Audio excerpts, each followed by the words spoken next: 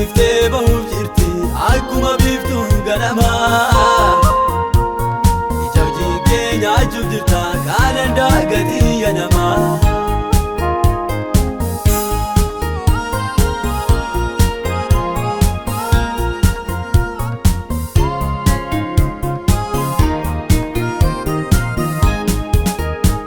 Yommuu jallaan isa yeessaa iddoodhaa fuudhee darbatu. Asiif asiin waliin layee fira isaa fuudhee galfatu. Gadi baasisaa tilii malee dubburra baalan buusini. Ijaan wal ilaaltee hiyyeessa boollan buusini. Jillallisini dhugaa gabbuu deemi ammaartee nyaatini addaa buddeeni. Jillallisini dhugaa gabbuu deemi ammaartee nyaatini addaa buddeeni. Dhugaa baasaa gooftaan dhugaa baasaa, dhugaa baasaa Yesuus dhugaa baasaa. Dhugaan niftee bahuuf jirti akkuma biiftuu ganamaa. Ija hojii kee nyaachuuf jirta kanan daagatii yanamaa. Dhugaan niftee bahuuf jirti akkuma biiftuu ganamaa. Ija hojii kee nyaachuuf jirta kanan daagatii yanamaa.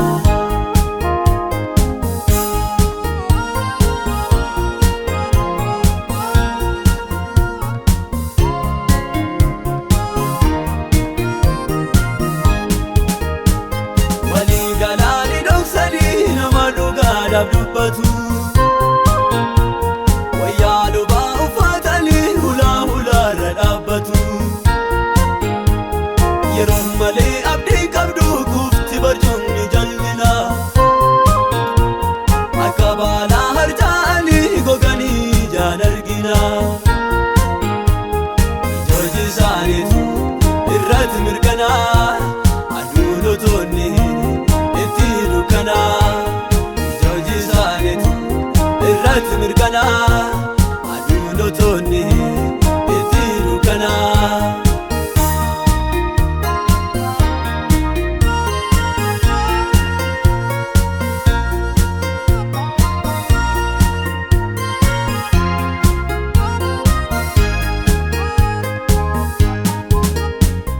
Irree jallootaan hiitamee dhugaan gajjallaa bulle.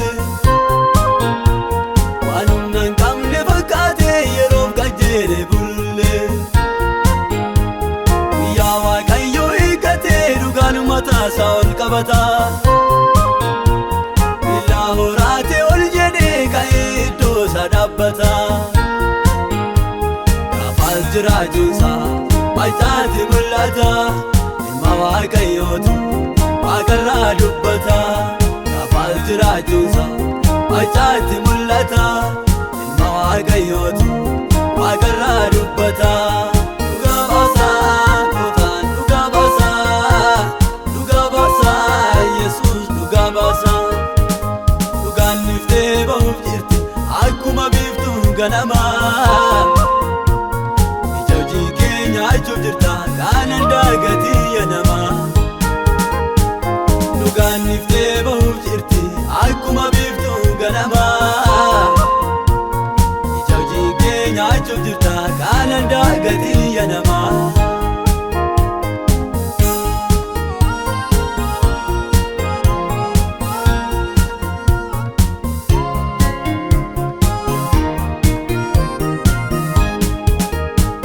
Dhiigaa namaa hadheessuudhaaf dosee kan jallinaa baatu. Dhugaaf soo waliin naanii dafqa haadha hiyyeessaa nyaatu. Warra jallaa walitti dhufee Yesuus gaaf tokkoon tufsiisa.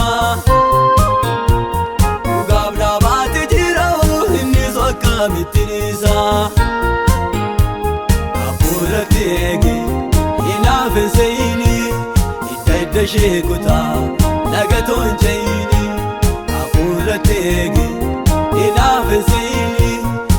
Idda ishee kutaa nagatoon jeeyini. Dhugaa baasaa gooftaan dhugaa baasaa, dhugaa baasaa Yesuus dhugaa baasaa.